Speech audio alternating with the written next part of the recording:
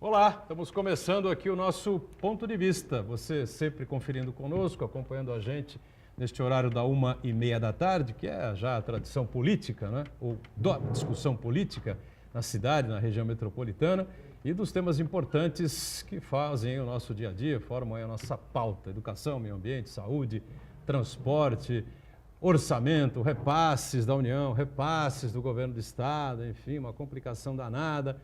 Falei há pouco com o secretário de Saúde de Santos, Fábio Ferraz, a respeito desse convênio envolvendo o governo do Estado e o Hospital dos Estivadores para manutenção do hospital. Enfim, até agora o convênio nada, hein? Não foi assinado. O secretário me garantiu que não há documentação mais alguma para ser enviada ao governo do Estado, ou seja, a prefeitura está arcando aí, né, com as custas, com os custos ou o custeio do Hospital dos Estivadores, né? Sem a participação da União, praticamente, e agora, neste ano de 2019, até agora, nada, né, do dinheiro do governo do Estado, que a gente espera que venha o mais rápido possível, né? Não só para o mês agora, mas para cobrir o atrasado do ano também, né? E lembrando sempre que você tem uma reprise de segunda a sexta, sempre aqui na Santa Cecília TV, às 8 da noite, 20 horas, né, do nosso Ponto de Vista. Que nesta sexta-feira conta com a presença sempre importante, né, com o deputado estadual Paulo Correia Júnior, que é do Patriotas, participando conosco aqui. Tudo bem, deputado? Prazer revê-lo. Tudo bem, prazer todos vocês aqui da bancada. É um prazer poder participar desse programa, um programa, como você diz, tradicionalmente o horário político, onde a gente pode ter o espaço de ter transparência, trazer a transparência da Assembleia Legislativa, uma casa que parece ser um pouco distante da população, mas é espaços como esses que a gente consegue apresentar um pouco dos nossos trabalhos, o que a gente tem feito pela região. Muito obrigado pelo convite. Obrigado a você, Paulo Correia, por estar conosco aqui nesta edição do Ponto de Vista, que tem também a presença sempre importante aqui do nosso Fernando Chagas, cientista político, um especialista em finanças públicas e que colabora com a gente em mais esta edição. Tudo bem aí, Chagas? Tudo bem, olá amigos, um abraço especial aos telespectadores, né? Aproveitar aqui a presença do deputado para falar um pouco de política, né? Afinal de contas, como o Boturão falou, aqui é o horário tradicional de Santos da política. Foi feito o balanço de 100 dias do governo federal, né? Uns dizem que atingiu a meta, outros dizem que atingiu a outro tanto de meta. Obviamente, o governo federal disse que atendeu todas as metas. Mas vamos na realidade. Na realidade, a projeção do PIB nacional, que no início do ano, em janeiro, era de 2,5%, passou para 1,5%. 1,5 já? 1,5%, a projeção. Tem alguns que ainda acreditam em 1,9%, mas fazendo você a gente chama de carregamento, pegando as estatísticas e projetando, dá 1,5%, de 2,5% para 1,5%. Então, o número não é positivo. Outro ponto também, o desemprego. O desemprego no início do ano era de 12,5%, hoje já é de 13 milhões, quer dizer, aumentou também um pouquinho. Até a inflação, que deveria estar em queda devido ao momento de estagnação, aumentou também, algo surpreendente. E os juros de longo prazo, de médio e longo prazo, também aumentaram. Os juros de longo prazo aumentaram em média 0,5%. Isso é muito. Então, saindo do mundo virtual, onde a ideologia prevalece e que o presidente Jair Bolsonaro vai muito bem, indo para a realidade, os números são negativos. Nós temos que entender que, se continuar desta maneira, o resultado também não vai ser dos melhores e toda a população vai pagar. Então, acho que está na hora de deixar um pouco o mundo virtual e entrar no mundo real. O mundo real, os números são negativos da economia e todo brasileiro vai pagar. Então, está na hora do governo federal se entender com o Congresso, deixar o mundo virtual e tentar recuperar a economia, que, como eu já disse, não vai bem. Lá na ponta, o Marcos Santana, atento sempre aí às redes sociais, transmissões do Ponto de Vista, sua participação sempre importante conosco aqui. Tudo bem aí, Santana? Tudo bem, boa tarde a todos. O Chagas, diante desse cenário catastrófico que você relacionou aí, o presidente Bolsonaro, a principal preocupação dele é definir se o burocrata de plantão chama o colega de Vossa Senhoria, Vossa Excelência ou Senhor. Acho que não tem mais nada de importante para fazer. Eu quero cumprimentar você que nos acompanha ao vivo, convidar você a participar do programa, mandando sua pergunta, crítica, sugestão, pelo Facebook. Pontos de Vista com Edgar Boturão, ou então por e-mail, contato@pontodevista.tv.br. O programa também pode ser acompanhado ao vivo pela internet, santaportal.com.br/tv. As edições anteriores do Ponto de Vista ficam disponíveis na internet também, no nosso canal no YouTube e na nossa página no Facebook. E você que nos acompanha na reprise às 20 horas, uma boa noite. Boa noite, né? Você que está na reprise, conferindo aí o Ponto de Vista, sempre o nosso mantra, né? Lamentavelmente, o programa acaba às 2h30 ao vivo, a reprise só começa às 8 da noite e coisas inacreditáveis acontecem, né, ao longo da tarde na conturbada República Brasileira, né? A verdade é a seguinte, o Paulo Correia, a coisa anda difícil, né? É complicado. Houve os 100 dias do Bolsonaro, também houve os 100 dias do João Dória. Claro que a repercussão da República é maior, né? Bem maior do que a do Estado, mesmo sendo tão importante, né? Um país, né? Como é o Estado de São Paulo. Não sei se você acompanhou lá o que foi apresentado pelo João Dória, né? Mas, de maneira geral, as coisas andam bem complicadas, bem difíceis, né? No primeiro, parabenizar, né, o Fernando por colocar aqui os dados técnicos que a gente não tem, os números, é bem importante a gente saber participar dessa discussão. Eu enxergo, falar como um político, né? Um político eu enxergo que quem votou no Bolsonaro, as pessoas que deram o seu voto ao Bolsonaro não estavam preocupadas com as propostas, com os projetos, com os números da inflação, do desemprego, votaram para que acabasse com a roubalheira. Essa era a principal bandeira do Bolsonaro, né? Então, quando você vota por um ideal que você acha que é o principal, tem que acabar com a roubalheira. Concordo com isso, tinha muita coisa errada e o Bolsonaro foi esse tipo de esperança. Agora, você não pode criticar e não pode reclamar quando os números não acontecem, sendo que a proposta você já sabia qual que era dele. Até então, tem combatido todas essas questões. A gente não vê nenhuma questão do Bolsonaro, pessoa em si, que o recrimine ou discrimine ou que possa apontar o dedo, falar assim, falando Bolsonaro, pessoa, não estou falando do filho, ou seja, quem for, né? Estou falando o presidente. Então, você não pode apontar o dedo. Você quis votar, ou quem votou no Bolsonaro, votou com isso. Agora, cabe a nós, cabe ao parlamento, né? Cabe aos deputados federais, aos senadores, e aí eu acho que é quando você começa a discutir quem representa a população e vê esses números que são gritantes, principalmente na questão do desemprego que está aumentando, né? Cobrar do governo, cobrar dos especialistas, cobrar daqueles que têm resposta para todas as coisas, que é no caso o ministro Guedes, né? Cobrar dessa gente que gosta de apontar para os parlamentares que realmente representam, tiveram o voto popular e dar uma solução para isso. Acho que cabe a discussão na Câmara. Um caminho, pelo menos, né? Um caminho, no final do túnel. Porque se fala muito hoje na reforma da Previdência e tal, e estão tirando o foco. Só se fala nisso. Só se fala nisso. Aí vamos trazer um pouco para a Assembleia Legislativa. Você vê os 100 dias do governo Dória. Eu não vi nada que assim, palpável, uma coisa concreta que modifique, na verdade, a vida das pessoas. Eu só vejo assim, vamos destituir isso, vamos acabar com aquilo, vamos quase acaba com o projeto isso. Guri, né? Quase acaba com o projeto. Acaba. Enfim, eu ainda não vi para que veio o governo, né? A interlocução com a Assembleia hoje não existe, a não ser uma visita, 2 visitas que ele fez para a Assembleia, ou seja, é aquela coisa, você me pergunta, eu vou te dar uma resposta muito bem elaborada, e assim a gente vai fazendo de conta que tem uma interlocução, quando na verdade não tem.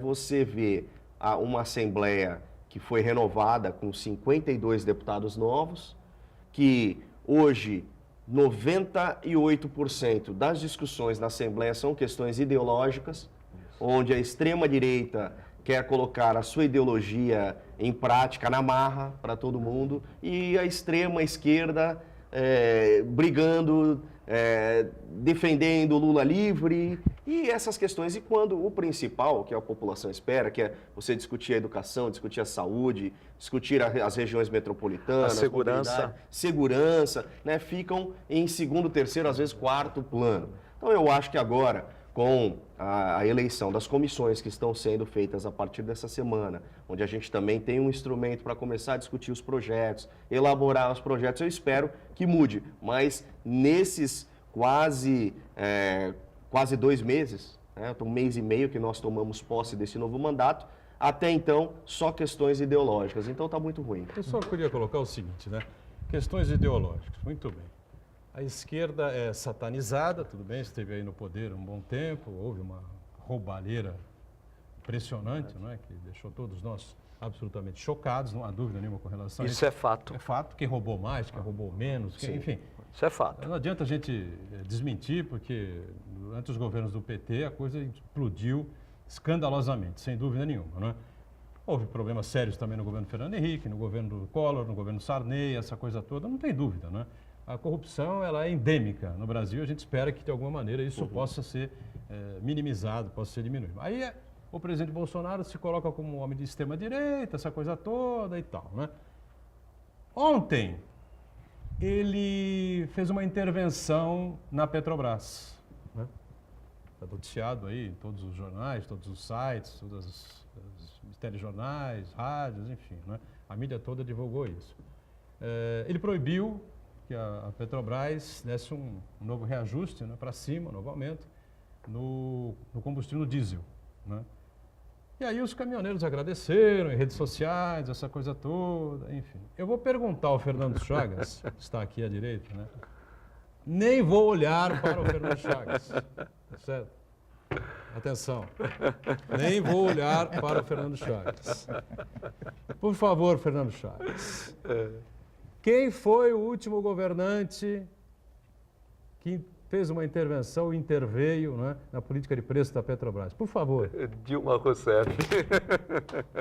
Por favor, repita. Dilma Rousseff. Aliás, Ou seja, Jair Bolsonaro, né, usa a mesma prática que foi utilizada pela presidente cassada, derrubada, quebrou a Petrobras. Que quebrou a Petrobras, Dilma Rousseff. Aí você que fica aí do outro lado, aí, enchendo o saco, mandando mensagens na nossa página, por e-mail, essa coisa toda aí, falando que nós só criticamos e tal, não sei o quê. Abre um pouquinho a cabeça, companheiro. Porra, acabou a eleição faz muito tempo. Ué? E há uma tese, né, antiga que acaba virando prática, né, que as práticas da extrema-direita e as práticas da extrema-esquerda são muito parecidas ou até iguais, né? Elas se encontram, na verdade. De tão extremos, elas acabam se encontrando. Né? O nacionalismo é uma delas, né? E a intervenção na economia, tanto a extrema-direita como a extrema-esquerda tem esse hábito de intervir. E no caso da intervenção da Petrobras, o que quebrou a Petrobras não foi a corrupção, foi a má administração da Dilma Rousseff. E basicamente isso, né? E basicamente. Essa coisa de ficar interferindo, né, no preço. Até eu brinco muito com o Boturão, o Jair Rousseff. E quando dizem que um liberal, como eu sou um liberal, deputado, eu sou um liberal, e me assusto quando dizem que isso que está aí é liberal. Quando um liberal vira petista, o Jair Bolsonaro virou petista. A política dele, que hoje ele está tentando implantar na Petrobras, é igualzinha do PT. Não do PT. Não do PT, da Dilma. Né? Da Dilma. É igualzinha da Dilma. Então, Jair Bolsonaro virou petista. Tem que deixar o PSL e ir para um partido de esquerda. Talvez nem o PT. Talvez o pessoal... Ou o PT para a direita. Ou o PT para a direita. Entendeu? Nós estamos no louco, cara. O que está faltando na realidade é o que o deputado falou. Nós estamos nos dois extremos. Está faltando meio. Está faltando fundamentalmente, eu gostaria de ouvir o senhor, deputado, está faltando política. Satanizado tanta política que hoje você articular politicamente é crime. Sim. Está faltando. E se nós não resolvemos o problema da articulação política na Assembleia Legislativa, no Congresso Nacional, a economia não vai andar. Sim. E nós vamos ficar nessa situação. Então tem que parar de satanizar a política. Deixar esse lado extrema-esquerda e extrema-direita. A extrema-direita quem pôr, como o senhor falou, a opinião dela. E a extrema-esquerda está perdida com Lula livre, não tem algo novo. Então nós temos que voltar a fazer uma política de consenso, de centro, deputado, não sei a sua opinião. Isso que é importante até para o eleitor refletir, porque a gente se falava muito em renovação. Aí você renova. quando na verdade você criou um problema maior, porque era melhor, tinha muita gente ali centrada, muita gente que tinha posições coerentes, que na verdade a renovação por si só não resolve o problema. Você tem que ter uma renovação com qualidade, uma renovação com pessoas preparadas, com ideias, projetos, não só questões ideológicas. Aí você vê um grande dilema que a gente está vivendo na Assembleia hoje, e eu converso isso nos bastidores. Você tem o PT, que é a oposição, com 10 parlamentares, você tem o PSOL, você tem o Novo, que é independente, e você tem o PSL com 15 deputados na bancada. E aí chegou no momento de escolher representante da minoria. Quem é o representante da minoria na Assembleia hoje? O PT se intitulou. Mas quem deveria ser o representante da minoria? O PSL. É o partido com o maior número de deputados, que é oposição, que deveria representar a minoria dentro. Então você vê, então aí se confunde, porque a minoria sempre foi uma questão de esquerda. Né? Sempre foi. E hoje é ocupado, e hoje eu vejo o PSL querendo se mobilizar para brigar com o PT para ocupar o espaço da minoria. Logo vão se juntar os dois para fazer oposição ao Dória. Então você não entende muito bem essa mecânica, e aí é onde falta aquela questão da política. E aí a gente vê o quê? A gente vê um político mais antigo, como Barros Munhoz, como Campos Machado, políticos tradicionais, que às vezes tentam colocar essa engrenagem de uma forma que o governo do Estado não sofra, a população... Barros Munhoz é PSB, né? É PSB, mas a vida inteira é PSDB. Acho que é uma questão eleitoral, né? É a mesma coisa, respeitando as pessoas. Eu estou falando da história política, não estou falando da pessoa. Sim. Mas é a mesma coisa, você vê um Edmur do PSB. Não, não foi para o PSB. Está sem partido. Ou seja, né? Ele ficou com o Márcio no governo, mas não foi. Ficou com o Márcio, não foi para o PSB, mas assim... É o histórico do PSDB. É esquisito, porque assim, são pessoas assim como Barros, como Edmur, que qualquer lugar onde você encontra, você não tem como não ver o nariz de tucano na frente. É verdade. É impossível você tirar isso. Então, você acaba se confundindo. Mas, enfim, eu acho que com o diálogo, com pessoas centradas, com projetos, a gente pretende, sim, e espera que amadureça no segundo semestre. Uma coisa que preocupa muito rapidamente, não é só política, quando você também usa a técnica, a suposta técnica, para atitudes políticas, ações políticas. Na Prefeitura de Santos, eu trabalho na Secretaria de Finanças, se um convênio apresentar o documento para a minha Secretaria de Finanças, eu falar, ó, falta um documento, aí ele me traz um documento. Faltam 2 documentos, ele me traz 2 documentos. Faltam 3 documentos. Acabou o ano e a coisa não avança. A coisa não avança. Isso, mais ou menos, está ocorrendo no caso do Hospital dos Estivadores. Verdade. Você leva um documento. Há uma questão técnica. Não. Vai acabar o ano e o que eu estou vendo não é uma questão técnica, não é uma questão administrativa. Desculpa, eu falei até aqui, o nariz, tucano não tem nariz, tem bico, né? Então, mas só dizendo, eu fui atrás da questão da documentação, né? Porque a gente é cobrado. E ver o que acontece com a falta de documentação, se é realmente uma questão burocrática. Porque a gente vê a mídia, vê o governo do Estado dando a sua declaração, e a gente vê o sofrimento dos prefeitos se batendo. Eu acho que falta uma mobilização regional. E aí é onde a gente começa a ter os nossos problemas. Porque você vê o problema de o prefeito de cidade A não se bica com cidade B. E você vê que quando se reúne para tratar de uma questão que acaba atendendo toda a região da Baixada Santista, que é o caso do Hospital dos Estivadores, você não vê a união dos prefeitos, porque só querem tratar, ou talvez, do hospital da sua cidade, que atende... Tem razão nisso que você está falando. Né? Mas então, em relação aos estivadores, né, ele vinha funcionando. Né? Sim, mas eu estou falando nesse novo governo. Clínica, nesse novo governo. Eu estou dizendo que foi o que o Chagas falou, que até agora nada. Isso, é isso que eu estou falando. Estou falando nesse novo governo, né, a gente vê que a gente teve um estremecimento político notório no período eleitoral. Sim. Né? Que foi o caso de Santos e tal, não tem como esconder isso, mas a eleição acabou e você colocou muito bem. Acabou. Só que não dá para tapar o sol com a peneira. Ficaram algumas questões, e a gente teve choque entre prefeitos aqui, e é natural, e hoje não conseguem sentar na mesma mesa para tratar um problema regional, que é o Hospital dos Estivadores. E eu acredito que quando, no outro governo, o Mourão mobilizou pela questão da saúde, nós fomos a Brasília, chamou todos os deputados, conseguimos um repasse importante, né? Então, falta essa questão de uma liderança regional, que seria a nossa esperança, o CONDESB, para reunir, chamar os deputados. Eu, por exemplo, nunca fui chamado para participar de uma discussão via atrás do recurso. O que eu vejo é a mídia noticiando, eu vejo a prefeitura e tal, mas o prefeito nunca chegou assim e falou, deputado, eu preciso da tua intervenção. Nunca eu vejo, vou atrás por mim mesmo, pergunto, questiono, porque eu tenho um compromisso. Veja, eu nunca vi uma reunião houve em conjunta. uma reunião em São Paulo, né, na Secretaria de Saúde, com o prefeito Santos, com o secretário de Saúde, com o secretário de Saúde do Estado e com o diretor do Oswaldo Cruz. Sim, né? sozinho. Que, aliás, são colegas, né? De cursos, congressos, essa coisa toda. Tanto o atual secretário de Saúde tem um currículo invejável, né? Um elogio aqui ao secretário do Dória, me falha o nome agora, e ao diretor do Oswaldo Cruz. Aliás, o secretário de Saúde do Estado de São Paulo tem uma carreira brilhante no Albert Einstein, inclusive, né? E o Oswaldo Cruz também é um hospital do mesmo nível, né? Sem dúvida nenhuma. Então, são duas figuras, são duas referências aí na área da saúde, se entenderam lá e o prefeito e o secretário apresentaram a situação e ficou acertado lá, né? Os 8 milhões que enfim, havia sido acertado no convênio do Márcio França, não dá porque o orçamento e tal, não sei o quê.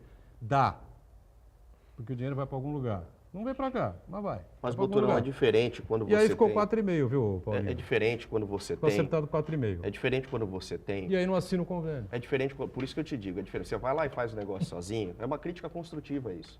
Eu acho que tem que ter uma mobilização política regional.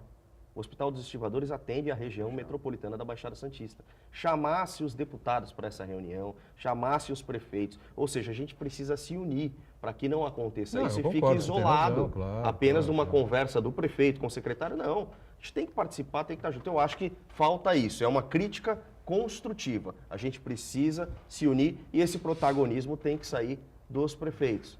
Não, eu concordo, você tem razão nesse aspecto. Acho que seria mais interessante, é melhor você ir com 20, 30 pessoas representando a região, fazer uma pressão muito grande que 3 ou 4, concordo. Mas a partir do momento que ficou resolvida a situação, né, e que apresentaram a contraproposta e confirmaram que de 3,5 ia passar para 4,5 milhões mês... E a Secretaria já contava com essa situação. É. O que me preocupa, não está preocupando, o prefeito Paulo, não está prejudicando o prefeito Paulo Alexandre Barbosa, não está prejudicando a Secretaria de Saúde, não está prejudicando a CEFIM, a Secretaria, está prejudicando a população da Baixada. Sim. Então, a eleição, deputado, acabou. Chegou no momento que nós temos que ver a gestão. Mas hoje a secretaria alega que faltam documentos. Como eu disse, se eu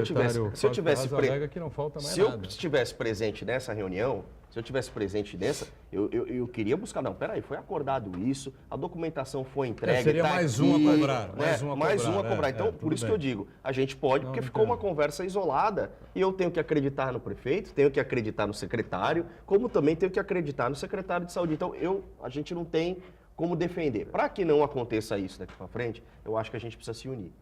Não, é a minha sugestão. A união faz a força, sem dúvida nenhuma. O Santana, aliás, sugeriu aqui ao prefeito Paulo Alexandre, no começo do ano, né, que convidasse o João Dória para a cerimônia de encerramento, né, ou de fechamento do Hospital dos Estivadores, foi? Exatamente. A prática é o prefeito faz a obra, inaugura as autoridades, manda um convite para o governador participar da inauguração. Mas diante dessa crise que se anunciou aí com relação ao repasse de vários hospitais dos estivadores, que notadamente com contornos aí de perseguição política, de represália por conta do processo eleitoral do ano passado, eu sugeri não só o prefeito de Santos, mas também o prefeito de São Vicente, que diante da ameaça de fechar as portas de importantes unidades de saúde, que convidassem formalmente o governador para a cerimônia de encerramento da unidade de saúde, né? Porque na prática, quando um governante ele faz esse tipo de retaliação, ele prejudica não o prefeito de plantão, mas a população em si, o morador que depende daquele serviço público de saúde. O intervalo, já a gente retoma aqui o ponto de vista. É rápido. Muito bom, voltamos com o ponto de vista nesta sexta-feira, a gente conversando com o Paulo Correa Júnior, deputado estadual do Patriotas, um dos representantes aqui da nossa região na Assembleia Legislativa, Fernando Chagas, e o Marco Santana, já com uma intervenção. O Uriel está na linha aí, é isso? Uriel Vilas Boas, ele faz uma pergunta para o deputado, ele diz o seguinte: a CNBB marcou posição contra o projeto do governo do federal de reforma da Previdência. Os evangélicos já avaliaram a questão? E qual a sua posição, a posição do seu partido em relação à proposta do Bolsonaro para a Previdência Social? Na verdade, eu acho que, assim, em primeiro lugar, a gente, quando trata de instituição religiosa, a gente tem que tratar dos nossos... Essa é a minha opinião, tá, Paulo? A gente tem que tratar de questões de princípios religiosos, o que a gente vai fazer para evangelizar a população, né? Eu acho que o debate da questão da Previdência, eles devem ter, assim, os seus representantes que representam o segmento para fazer isso. Essa é a primeira coisa. A questão evangélica é diferente da questão da católica. A católica tem uma coisa centralizada, são muito mais organizados, né? A Igreja Católica é um Estado, né? Então, por ser esta característica de Estado, pode sim omitir, pode sim colocar as suas posições, fechar uma questão porque é um Estado, a Igreja Católica. Agora, os evangélicos não. Os evangélicos, nós temos aí a Igreja Batista, a Igreja Assembleia de Deus, a Igreja Cristo é Resposta, a Igreja Peniel, enfim, a Igreja Metodista, Presbiteriana. Então, é bem dividido o setor evangélico. Eu não posso falar pelos evangélicos. Eu posso falar a minha opinião como evangélico que sou, e eu acredito que a questão da Previdência não tem nada a ver com a religião, né? Tem a ver, sim, com a opinião de cada cidadão. Eu, Paulo Correia, acredito que nós precisamos mudar muitas coisas nessa proposta que existe hoje. Tem muita coisa que está fora do lugar. E eu poderia gastar aqui mais 1 hora de programa colocando a minha opinião. Então, eu acho que precisa ter muito diálogo do governo. Eu acho que o governo começou a entender, e eu vi hoje o pronunciamento, na verdade, de ontem, que teve o chefe da Casa Civil, a humildade de falar assim, olha, a gente está aprendendo a tratar com o parlamento agora, tem um pouquinho de paciência com a gente. Não é estranho, porque o presidente foi 28 anos deputado federal. Então, ele é deputado e o federal. Onix também. Só que é uma característica do presidente, né? E talvez do deputado, que tá uma característica de independência. Quando você é independente, você não precisa de ninguém, você só fala o que pensa, você não tem compromisso com o governo, vota do jeito que quer, então é diferente. Agora não. Agora ele tem que tratar com uma questão plural. A Câmara Federal, o Senado é plural. Cada um pensa de um jeito, vem de uma formação, vem de um segmento, tem aí o segmento dos evangélicos, o segmento da bancada da bala, ou seja, é plural a casa, então você tem que ter uma maturidade para isso. E agora o governo está começando a entender isso, porque talvez nunca for um governo, né? É diferente quando você está do lado de cá. Então, essa a imagem que eu tenho, respondendo... É Milton, né? Uriel, desculpa, Uriel Vilas Boas, nosso vereador, sempre vereador. Então, Uriel, essa é uma questão do Paulo Correia, tá? Que evangélico que sou, mas não posso falar pelos evangélicos, né? Posso sim, sou um representante da Igreja Assembleia de Deus, que é Ministério de Santos, que lá eu sou membro, nasci nessa igreja e tal, e tem muita gente que fala assim, pô, o cara é da igreja e ele faz política faz a política usando a igreja para isso. Não, eu tenho uma história, eu nasci nessa igreja e vocês acompanham a minha vida, claro, faço política porque gosto, porque é paixão, né, vocação. Então, inclusive a igreja, há muito tempo, a igreja evangélica que eu pertenço, achava que a política era do capeta, né?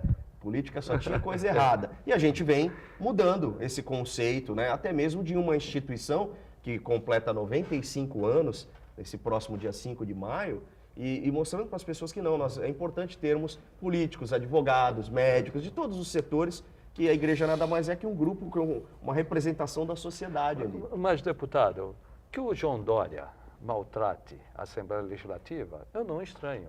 Ele nunca esteve numa Assembleia Legislativa, correto? Agora, 28 anos de Congresso Nacional, mesmo sendo independente, não saber tratar com o Congresso Nacional, principalmente quando ele fala, quando o presidente da Câmara, Rodrigo Maia, vem aqui, ele quer o toma lá da cá e joga isso na rede. Inclusive, conversa com ele uma coisa e joga outra coisa na rede. Ele quer... acaba, deputado, e o senhor é experiente, acaba entrando num confronto de guerra, né? Entre o executivo e o legislativo, quando ao contrário... Ele está presidindo o Brasil com cabeça de deputado. Essa é a verdade. Então, tem pessoas que têm perfis, assim, alguns têm perfis para ser legislativo. Eu falo, por mim mesmo. Meu perfil é para o legislativo. Eu não acredito, eu não me encontro com um perfil executivo. Por mais que muita gente fale assim, pô, você não quer ser candidato a prefeito? Antes eu pensava, agora que estou no legislativo, vejo que me encontro ali. Eu gosto de estar aqui, estar ali, viajar, cobrar o governo, é um perfil. Acho que o Bolsonaro tinha muito esse perfil. E agora no executivo é outra. Fala, mesmo estando 28 anos no Congresso, agora a banda toca diferente. Sem dúvida nenhuma. Deputado, o senhor está falando de cobrar o Poder Executivo. Acho que um dos grandes problemas aqui na nossa região é essa travessia entre Santos e Guarujá de balsas. O governo do estado anunciou, o governo Dória, que pretende privatizar o serviço, pretende extinguir a DERSA, privatizar o serviço. Mas na prática, você para analisar, não resolve o problema. Você apenas transfere, muda o CNPJ de quem vai tocar a travessia ali, quando a solução definitiva realmente é uma ligação seca. Tivemos vários outros projetos de ponte, maquete, de túnel submerso, e até agora nada. Então, nesse contexto de cobrar o governo do estado, o senhor acha que não é o caso de o senhor encabeçar uma ampla frente de parlamentares e prefeitos para cobrar a inclusão dessa obra tão importante no orçamento do governo do estado, para que finalmente essa lenda urbana deixe de ser uma lenda? Esse projeto da Ecovias, né? Sim. Ali no Sabor, na entrada entre Anchieta e a Dom Domênico Rangoni, seria uma ponte, né? Sim, na verdade, eu estive, é bom até você levantar essa questão, eu já tenho a frente parlamentar, já fiz 2 reuniões, mas as reuniões que fiz sobre travessias fiz aqui em Santos e fiz em São Sebastião. Só que estava na transição de governo. Elaborei um projeto de lei para a questão da preferencial e prioridade, que é um problema sério que a gente encontra, e o projeto era na época o Márcio governador, aí entrou o Dória, o Márcio disse que ia sancionar, o Dória foi e vetou. Então aquela antiga questão, já fiz essas 2 frentes. Agora tomei posse, como eu disse, estou 1 mês e meio com o novo mandato. Renovei a frente parlamentar, você tem que fazer tudo de novo. Renovei, peguei as assinaturas de entrada nessa frente e vou começar a fazer as reuniões a partir desse semestre ainda. A partir do próximo mês eu pretendo já fazer a primeira reunião. Concernente à questão da Ecovias, em primeiro lugar. É a ponte da Ecovias, eu né? estive na Ecovias a semana passada, com um grupo de vereadores da cidade de Santos, Sim. O Adilson Júnior, Aldrey Clays, Benedito Furtado, para tratar dos problemas que tem ali São Manuel, Jardim Piratininga, a escola que será construída, obras de microdrenagem, a questão da ciclovia que vai até Cubatão, o retorno que é muito longe para os moradores, enfim, tratamos disso. E veio à tona a questão da ligação seca entre Santos e Guarujá Santos. Eles explicaram o projeto, o que eles têm de ideia, agora está esperando a autorização de estudos, né? Tem um segundo estudo que está praticamente finalizado, para então isso ser concretizado. E aí vem a nossa questão de quanto vai custar isso para o cidadão. Foi onde a gente questionou, e aí eu quero saber disso, que não está finalizado, não está bem claro, já tem o projeto quase que pronto, né? Então, a tendência é que realmente, finalmente, essa ponte sairá. Só tem essa questão, sai aonde? Só que o João Dória tinha... Não, satisfeito até com essa obra, né? Está tudo bem encaminhado, vamos dizer que 80% encaminhado, né? Questão das travessias, PPP. Eu estive antes de ontem na DERSA. Estive com praticamente 34 vereadores, porque nós tratamos da questão de Caraguatatuba, Ubatuba, São Sebastião, Ilhabela, Bertioga, tratamos sobre o quilômetro 52, sobre a Tamoios, aquela obra no entorno da Tamoios que está paralisada, quanto tempo isso vai demorar, tratamos das travessias do litoral norte, e aí chegamos a tratar da travessia em Santos e das obras da Ponta da Praia, né? Dentro desta tratativa e da explicação que foi dada para a gente do presidente da DERSA, que nos recebeu muito bem, colocou para a gente o seguinte, que o governo está caminhando para fazer uma PPP. Essa PPP sairia até o final do ano, mais tardar começo de fevereiro. Essa é a primeira questão. E aí levantamos quanto tem de investimento, aporte do governo estadual nas travessias. Diz que mais ou menos arrecada 75 milhões ano e aporta outros 75 milhões ano.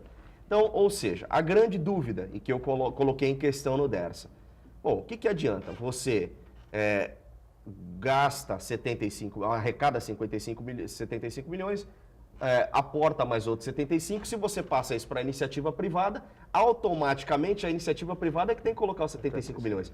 Hoje a gente paga 12 e os quebrados do pedágio. Para quanto vai esse pedágio para o cidadão? Que ele vai ter que amortecer o investimento. Exatamente, pode ter até mais eficiência. Né? Mas isso seria para administrar a travessia? Para administrar a Ao lugar travessia. da Sim, É, sim. não Essa vai- é a não- PPP. Acho que a conta não vai fechar. Essa é a PPP. Primeira questão que a gente colocou. A segunda, eles estão pensando e caminhando para fazer uma PPP, mas também, ao mesmo tempo, estão com raciocínio da extinção da Dersa e fazer uma nova empresa. Então, é meio confuso o que a Dersa pensa. O que a Dersa passou para a gente, e eu fiquei esclarecido disso, é que o problema ali é gestão. Gestão na manutenção das balsas, gestão na questão do motor, que o ideal Tudo seria... isso era terceirizado, né? Não sei se ainda é. Não. Na verdade, Agora não tinha uma empresa que fazia esse serviço? Aí de na verdade manutenção agora não. e- Agora o que eles fizeram, estão fazendo um emergencial para ver se conseguem colocar a reforma dos motores e das balsas para colocar 7 balsas na água e uma de reserva. Que 8 balsas seria o número ideal. Mas, deputado, o senhor não acha que é um modelo anacrônico, completamente ultrapassado, mais do que do século passado, do século retrasado? Porque ontem, por exemplo, o tempo médio de espera da balsa foi 100 minutos. Quer dizer, isso aí, além do atraso em si, a As 2 demora, horas, né? A economia perde de modo geral, né? As pessoas demoram mais para trabalhar, para ir para o estudo, sem falar a dor de cabeça, o incômodo de ficar ali na espera. Volto a dizer, Eu né? acho que seria melhor investir num projeto que seja mais ousado, mais amplo, mas de ligação seca mesmo? Volto a dizer, eu acho que a gente precisa das duas coisas. Uma coisa não vai resolver a situação da outra. A gente precisa ter as duas com eficiência, né? E hoje nós temos 4 balsas, sendo que uma vive quebrada. E temos outras 2 que estão com as licenças vencidas. Né? Então são 6. São 6. Então a gente precisa, na verdade... Então já foram 8, né?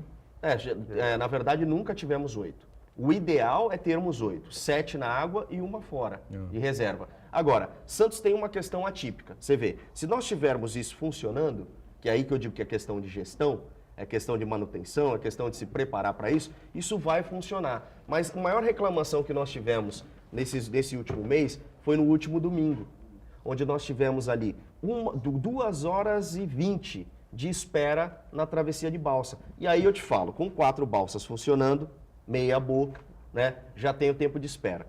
Nós tivemos 7 navios que entraram no canal durante uma hora. Tem preferência, a balsa não pode se movimentar. Ou seja, demora de cada 6 a 7 minutos para entrar um navio no canal. Passaram 7 dentro do período de 1 hora. Então, ou seja, ficou parado 1 hora de espera, a balsa não podia se mexer. Aí é gestão. Mais a fila, né? Mais a fila que tem, e fora a questão climática, né? Que tem.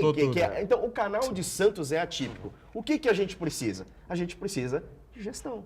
A gente precisa de organização. Dersa tem funcionários muito competentes. Eu acredito na gestão, em gente séria, porque você viu o que aconteceu com o presidente da Dersa, que estava lá. Preso. Então, muita coisa tinha errado. Acho que a gente tem que colocar a casa em ordem e brigar pela gestão. Agora, se vai para esse caminho de privatização, se vai para esse caminho de aumentar a tarifa, aí entra uma nova briga, que o governo tem muita força, inclusive terá força na Assembleia Legislativa, aí entra uma outra questão nossa, que são os deputados da região, e aí eu vou começar a pedir o apoio dos deputados para isso, para que a gente tenha um tag diferenciado na tarifa para o morador da Baixada Santista, porque com certeza a tarifa vai aumentar e bastante. Vamos para o nosso intervalo, já retomamos a sequência aqui do Ponto de Vista em instantes, tá bom? Muito bem, sequência aqui do Ponto de Vista, né? Eu vou perguntar aqui ao Paulo Corrêa sobre uma nova polêmica que surgiu aí em relação à renovação da frota dos veículos que servem aos deputados estaduais na Assembleia Legislativa, né? É feita uma tomada de preço, não estou enganado, né? É um processo de licitação, não sei exatamente como é que funciona. E claro que oferecer as melhores condições leva. Eu acho que os deputados andam de Toyota, de Corolla ou não é? Não. Os deputados andam até então de Cruze. Cruze, que é da GM, não é? E claro que o carro fica muito desgastado, a manutenção é muito complicada, né? E agora outra possibilidade que é de um aumento, não é? De repasse para os gabinetes e ao invés da Assembleia ter aí os seus carros, cada deputado, cada gabinete usaria aí, fazer as suas locações, enfim, né? Bom, isso não está resolvido ainda, me parece, né? Está resolvido. Está resolvido já? Está resolvido. Aí é que está, a informação. Isso é questão de desinformação. A gente tem que informar a população.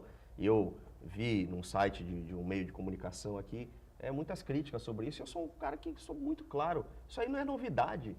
O carro sempre existiu, a Assembleia sempre teve a sua frota, sempre os deputados utilizaram do carro, né, do veículo oficial. O que acontece é o seguinte, como a gente vive um novo momento, a gente hoje tem deputados que fazem a comunicação com a sua base eleitoral dentro de casa, no computador ou pelo celular. Né? Esse camarada, ele não precisa de carro mesmo. E não precisa... O cara não vai nem na Assembleia? Não, mas ele não precisa de carro, às vezes ele é de São Paulo, ele vai lá de patinete. Ah, vai. Né? Ou seja, patinete cara... virou uma moda. Virou uma moda. Então, assim, cada um tem um jeito de fazer, a casa é plural. Né? Eu, por exemplo, sou um camarada que não tenho voto numa cidade só. Meu voto é espalhado, né, por mais de 300 municípios. E como é que você dá... como é que você fala com esse pessoal? Eu não sou o cara que está na internet, no celular, eu não tenho essa característica. Cada um tem um perfil. Cada um tem um perfil, a casa é plural, mas já existia a frota. O que acontece é que fica muito mais barato hoje do que uma manutenção, porque não aumentou o orçamento, o dinheiro já existe na Assembleia Legislativa. O que foi feito é a troca de opção de você ou comprar um carro novo, e você ainda ter que contratar a oficina, ou você ter o reembolso, como era feito antigamente. Engraçado que, olha só, eu, com carro oficial andando, quebrava o carro, eu ia na única concessionária aqui, que você só pode ter o reembolso através da concessionária oficial, eu ia, fazia todas as manutenções que tinha de peça do carro, era caríssimo, às vezes 4, 6 mil reais, amortecedor, que eu já peguei um carro usado, né? E o carro estava com quase 300 e tralalá de 1.000 quilômetros, né? Até colocando em risco você que viaja toda hora, a tua vida. Então, o presidente optou por nós alugarmos. Quando eu estava dizendo que a gente pegava as peças da concessionária, eu fui questionado pelo Ministério Público. Por que você só faz a revisão aqui? Absoluta. Porra, eu moro em Santos. O carro vai quebrar onde? Ali eu vou fazer manutenção na única que tem. E o Ministério Público me questionou disso. Então, eu acho que isso fica muito melhor. Não é uma coisa nova. Economiza, sim. Vai ser locação, então? Locação. Não, locação para quem quiser. Ah, para quem quiser. Se não quiser, deixa o carro na garagem. Agora, tem muito deputado demagogo. O cara falando, eu não vou usar o carro. Ele não vai usar o carro, mas está alugando auxílio moradia. Né? Usa tudo para auxílio moradia, aluga um apartamento, uma casa bonita e vem assim, o carro eu não vou trocar, não vou alugar, mas está gastando tudo. Eu, por exemplo, subo e desço todo dia, vou para o meu 5º ano, subindo e descendo todo dia. Ou seja, é uma opção, um instrumento do carro eu usar. Para mim serve talvez para outro, é melhor ficar lá, alugar uma casa, um apartamento, ou seja o que for. Né? Então já existe isso não é uma novidade. Né? Ninguém vai aumentar tanto para os cofres públicos, pelo contrário, eu acho que economiza quando você aluga. O carro alugado, além dele te dar um carro zero alugado, você não tem a revisão, ele cuida. O carro quebrou, é toda a responsabilidade da locadora, pega outro. Então, isso economiza melhor, muito. Deputado, aproveitar a sua participação, tirar uma curiosidade que eu tenho, acho que muitas pessoas devem ter também. Somando todos esses vales, esses benefícios, vale gasolina, vale selo, vale moradia, quanto que isso dá por mês? E cada deputado estadual tem direito a nomear quantas pessoas em cargos de comissão? Sim, hoje tem direito, com a redução dos cargos, são 23 nomeações. Você tem direito... Cada gabinete? Cada gabinete. São 23 nomeações. Você tem praticamente o auxílio de R$ 2.600 de gasolina por mês. E você tem direito à alimentação, a 2 refeições por dia. Eu, por exemplo, estou lá há 4 anos, eu nunca levei uma nota de reembolso de alimentação. Né? Eu acho que eu sempre comi a vida inteira, sempre bebi. E ninguém tem que ficar sabendo se eu vou comer pão com mortadela, se eu vou comer filé mignon. Eu pago do meu bolso, nunca utilizei disso. Tenho direito ao auxílio moradia, nunca usei, subo e desço todo dia. Agora, o instrumento do carro, por exemplo, eu uso. É natural. Agora, outra coisa que eu vou te dizer, o cara fala assim, eu não vou pegar o motorista da Assembleia, eu não vou nomear no meu gabinete. Aí sabe o que eles estão fazendo, esses demagogos? Eles estão indo, pedindo para que nomeie nas lideranças, para que sejam nomeados na segunda secretaria, na presidência, pedindo até para trocar com deputados. E o cara fica como motorista dele. E o cara fica como motorista dele. Então é muita demagogia, certo? E isso tudo vai ser desmascarado. Acho que é bom quando você vem a público, que a gente tem um espaço como São esse pra falar, deputados novos? Ah, sim, sim, os deputados novos, a maioria deles, os deputados novos, vêm achando que aquilo, só que por debaixo dos panos é outra história. É a nova política. O cara fala, é a nova política mesmo, ó, não vou nomear no meu gabinete para não aparecer, mas eu quero cargo na presidência, na liderança do partido, aí eu quero, troca comigo, né? Esse é o papo. Então, isso vai ser desmascarado, porque a gente vai ser obrigado, na Assembleia Legislativa, a falar o que está acontecendo, porque eles estão vindo a público como os heróis, né? Quando, na verdade, tudo está no portal da transparência, isso não é nada novo, isso está acontecendo. Você tem que ter coragem de vir e falar, ó, eu utilizo do carro sim, tá aqui, é um instrumento de trabalho, não uso para passear, para ir para o shopping, né? Falar em... Eu estava com o carro alugado, aluguei um carro, agora estava com o carro alugado, porque o meu já estava, né, desgastado, aluguei, aí vim, o que aconteceu? Entrando aqui na Anchieta, um buraco gigante, um carro novo, na hora... né? O pneu e tal. Estourou o pneu. Estourou o pneu e tal. Então você imagina, o carro já fica com o amortecedor daquele jeito, imagina quanto não iria custar isso para a Assembleia. Ligo para a locadora, na hora ele vem e Resolve o problema. Bom, por falar em carro e veículo, essa coisa toda, né? Há uma ideia, um projeto que o governo deve enviar ao Congresso para aumentar a quantidade de pontos para suspender a CNH, né, que é a Carteira Nacional de Habilitação das Pessoas. Hoje, com 20 pontos, você tem a carteira suspensa, 20 pontos dentro de um ano, né? Por exemplo, de janeiro a dezembro, de março a fevereiro. Juntou 20 pontos, sua carteira está suspensa, tem aqueles problemas todos, dependendo das multas, se estourar, você tem que... Aí entrega a carta mesmo, pode até perder a carta por um período, é uma confusão danada. Então, a ideia do governo é passar de 20 pontos para 40. Aí eu já acho que é um pouco de exagero, tá certo, não? 20 pontos talvez seja realmente discutível, até acho, viu? Agora, de 20 para 40, acho que é um pouco demais, né, Chagas? Sabe o que se chama isso aí? Populismo. Populismo, né? Quando você cai na pesquisa e você é populista, você vai para essas medidas, né? Você vai desarmar, vai armar a população, você vai dar arma também para o caçador e você vai aumentar também o número de pontos, porque isso aí dá retorno político, mas aumenta a insegurança nas estradas e nos municípios. O que você acha, Paulo Corrêa? Eu acho que ninguém está falando em acabar com radar, né? Radar móvel. Olha, ninguém está falando nisso, olha. né? As indústrias das multas, ninguém toca.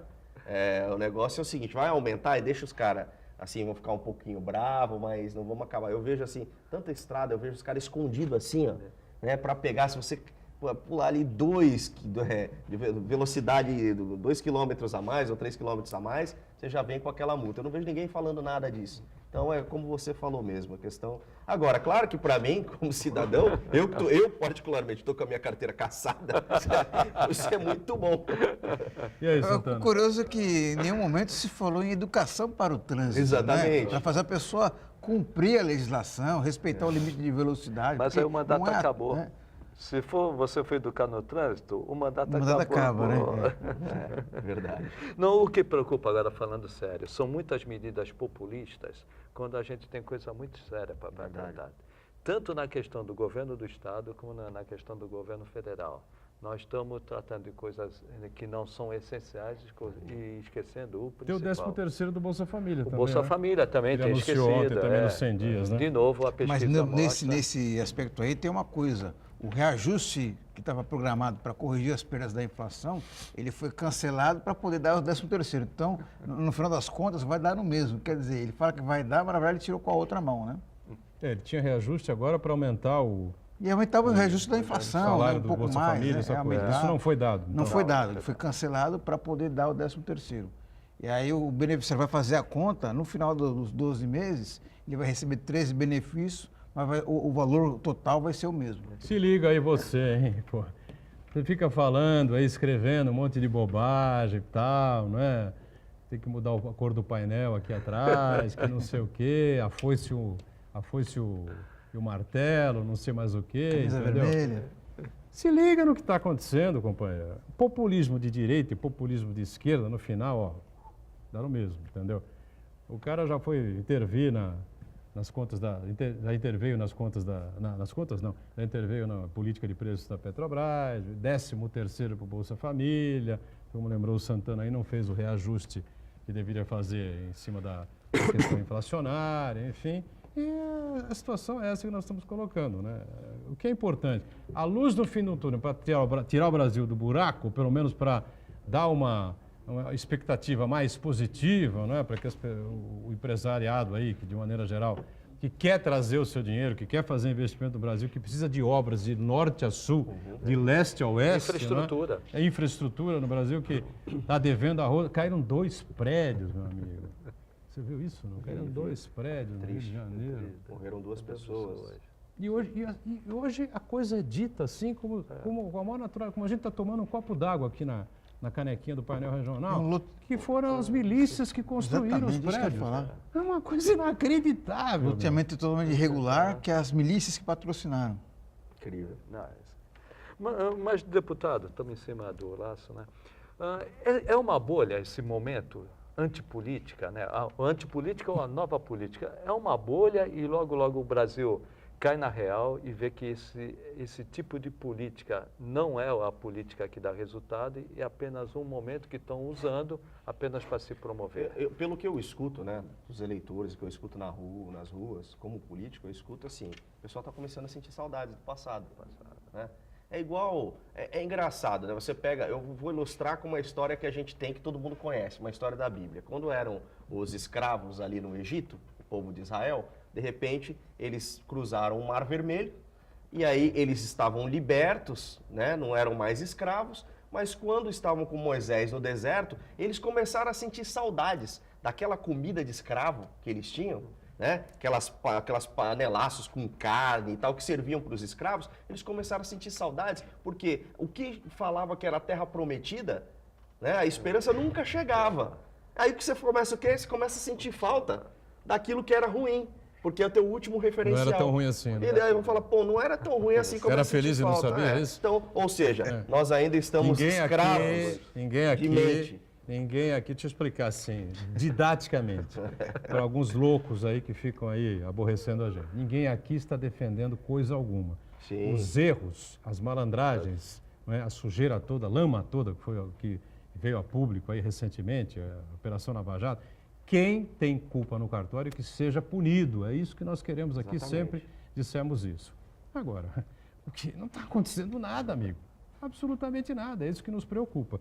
Paulo Correia é presidente da Comissão de Esportes da Assembleia Legislativa do Estado, né, o Paulinho? E o que essa comissão pode fazer em prol do esporte, junto ao governo do Estado, enfim, porque o esporte no Brasil também anda para trás, né? A gente vai tratar muita coisa, né? Eu deixei bem claro ontem, após a eleição, que o objetivo não é só você tratar de futebol, porque todo mundo quando fala esporte no Brasil, a gente fala de futebol, né? E tem tanta coisa, a gente tem aí a questão dos jogos regionais, é uma questão que a gente precisa colocar algumas regras. Você vê que às vezes as escolas particulares, ela contrata o cara da outra cidade para representar. Acho que isso são coisas que a gente tem que tratar, tem que acabar. Tem a questão de conversar aqui, falar politicamente, esse é um instrumento bacana para que a gente tenha uma sede da Copa São Paulo em uma das nossas cidades da Baixada Santista, traz o fomento do turismo, né? A gente pode tratar disso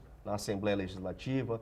Tem a questão agora da Copa América, que a gente vai ter, e tem um projeto muito polêmico que vai ser debatido na nossa comissão, que é a liberação das bebidas alcoólicas nos estádios de futebol. O que isso é ruim, o que faz de bem, os clubes que dependem disso no interior, né? A violência que traz o álcool ou não. Então tem coisas aí polêmicas, e isso tem que ser definido antes da Copa América, que teremos jogos aqui em São Paulo, né? Isso vai passar pela nossa comissão. Então é uma coisa que pode definir aí o futuro dos nossos estádios e, enfim, e brigar por um aumento no orçamento do Estado, porque hoje é 0,09 que é investido no esporte, né? Que ou seja, o repasse para a Secretaria de Esportes é muito pouco por o que tem que ser feito, né? Para a oportunidade que tem que dar para os jovens, crianças e adolescentes. E a gente vai brigar para que isso venha, no mínimo, para 2%, 3% do orçamento.